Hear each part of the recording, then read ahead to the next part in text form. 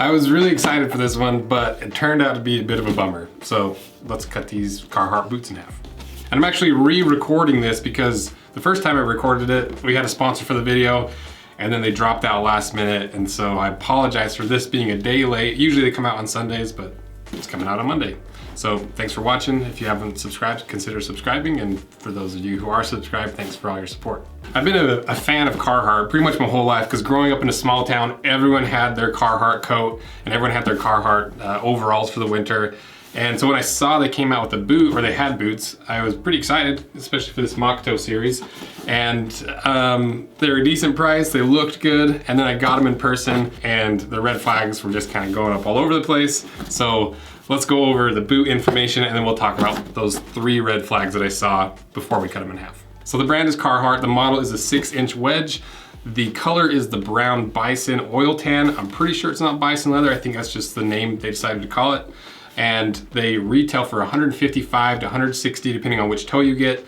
They weigh 1 pound, 12 ounces per shoe, and they're made in China. Now let's go over the 3 red flags, starting with the first one, which is the welt. So right off the bat, I could tell this was a plastic welt, which isn't that big of a deal. There's quite a few boots that have plastic welts. I don't like them as much as the leather welt, because the leather has that internal fiber structure that gives it strength that a plastic welt will never have. Because if you chip a plastic welt or get a crack in it, that crack's gonna go all the way through the welt, because there's not that reinforcing fiber structure to give it any strength. And also the stitching on the welt is really loose and kind of sloppy. You know, if you look at it from a side profile, it's really high and the thread's really loose and just not secured very well. And you can see holes where they stitched the welt to the upper.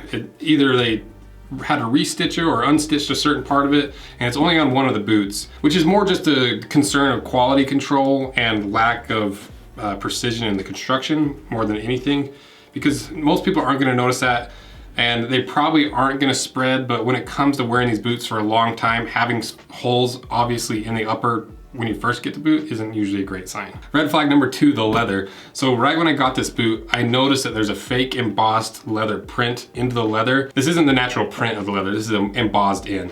And I also noticed that the texture of the toe is different than the shaft of the boot. The toe has more of like a suede or nubuck feel, and the shaft of the boot has a more finished, shiny look to it. So what does that mean? Well, at the tanneries, they usually split the hides into 2 categories. The really nice hides that have fewer imperfections, they turn that leather into full grain leather like we saw on the Red Wings and the Danners.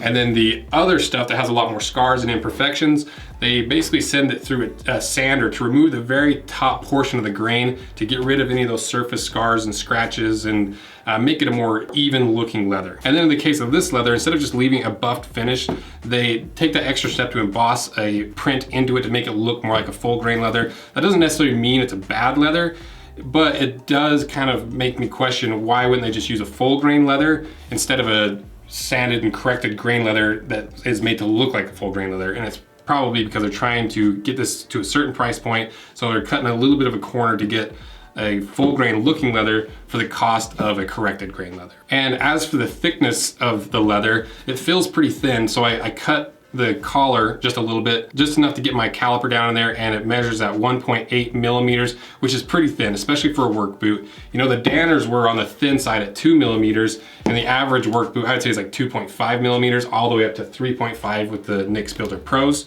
So not the best leather for work. Issue number 3 is the outsole, and this is probably the most damning aspect of this boot, and the biggest issue I have with this boot, because these wedge soles are notorious for wearing out quickly, but that's referring to the Red Wing, Danners, and any other boots that use a Christie style rubber sole.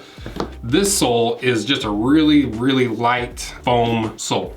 So this is gonna wear out even faster than these boots that are known for wearing out fast. And this foam is so soft that if you were going to use it in a work environment, you would wear through it within a matter of weeks or months, and any hard or sharp thing you step on is gonna start splitting it and taking chunks off of the sole. And they say it's a dual density rubber outsole, so I guess it's a rubber foam, but it's just super light. And they also have this patch of rubber on the inside here that I guess is made to give it some extra traction and wear resistance, but it's not even in the places that you would associate with the most wear, like at the heel or at the big toe. And I read some reviews online where this entire rubber patch just comes off.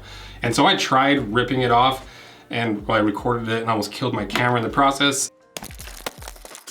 but it stuck on pretty well. So, you know, I think over time it might have a tendency to come off, but initially it's glued on there pretty well. But overall, this is about the worst type of sole you would want in a work boot. You know, it wears out quick, it's gonna chunk off. It's just a bad outsole generally, but especially for work. So those are the 3 initial red flags that I noticed, and they're not the biggest deal in the world, but if you're using these as Carhartt markets them as a work boot, they're kind of a big deal. And so now let's cut them in half to see if there's any other things going on inside, any redeeming qualities or any more potentially damning issues with this boot. So let's cut them in half.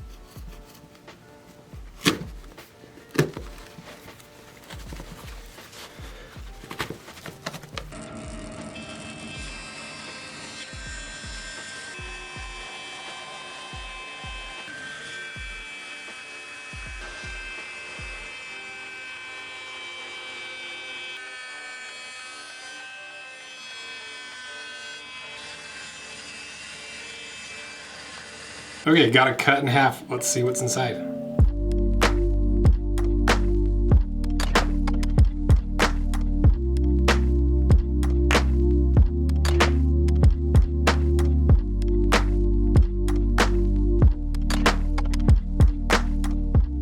So we got an okay construction, but the way it was done is pretty poor. And there's some issues in here that make this a never buy boot for me. Issue number 1 is the way that the outsole is glued to the midsole. Literally, as I was cutting it, you can probably see in the footage that it wasn't glued all the way through. And so it's only a matter of time before this outsole comes apart, and it might just be a one-off issue, but also the quality control in this entire boot seems to be pretty far off. Issue number 2 is the execution of the guts of this boot. The inside of the boot shouldn't be this loose and floppy, and all the layers shouldn't be independently moving around and easily detached. Because it's only a matter of time before all these layers are slowly moving around and sliding back and forth before you get a lump in there, before something wears out prematurely, or before the entire thing just disintegrates. The third issue is a pro and a con. It's the voids in the heel here. Because the voids cut down on weight and they make the heel a little bit more comfortable. That's why you see some small voids in some of these other soles. But with voids this big, you're gonna get a lot of comfort for the first couple weeks. But after you've stood on that for 8 or 10 hours a day for a couple weeks, those cells are gonna get compressed and you're gonna have a really odd shaped boot where your heel is extra compressed into the heel block here, and you're gonna lose the structure of the boot and you're gonna lose the comfort. So for work, it's a terrible thing to have that big of voids in there. And the last issue is the lining, and more specifically, the lining near the counter area. Because no matter how perfect your boots fit, you're always gonna have just a little bit of heel slip. And the problem with that is every 1 or 2 millimeters your heel slips, it's slowly wearing out whatever fabric your heel is hitting against. So that's why you see a lot of boots have like a flesh out leather counter or a thicker piece of fabric or something that's wear resistant. But with this, all you've got is this really thin jersey material backed by that really thin layer of waterproofing. And even worse, you've got a stitch line going right up the middle of it. So you literally just have to wear out one little thread and the whole counter area starts falling apart. So overall, what do I think of this boot? I think this is a cheap boot posing as a work boot that's clearly overpriced. And if you're just wanting that Carhartt name, you want this little tag on a pair of boots and you're only gonna wear them casually, you might be happy with these boots and you might be fine paying a little bit of extra money. But to me, there's nothing inside this boot that makes me think it's worth $150. If it were half the price, you know, somewhere around that $80 range, I'd say, yeah, it's a decent boot for the price. There's clearly some flaws you're gonna have to deal with, but you're getting a cheaper boot. But at $150 plus, for a few, like $10 or $20 more, you can get the Danners, the Thorough Goods, and you won't have to worry about any of the corners being cut. You get a higher quality leather, a solid outsole, and a solid construction. So I guess my biggest issue isn't necessarily the quality of this boot, but that Carhartt is using their workwear name and selling a boot that's clearly not made for work at a higher price, and people might be relying on that, and they might end up buying a boot that's gonna wear out in a few months and they've wasted 150 bucks. So let me know what you guys think of this boot, and I actually have a bonus episode coming out tomorrow of Ariat's Chelsea work boot, which will be perfect because it's the same price and you'll be able to compare and contrast a real work boot compared to the Carhartt boot that's pretending to be a work boot. Thanks for watching. Thanks for supporting the channel. If you're not subscribed, consider doing it because it makes a huge difference.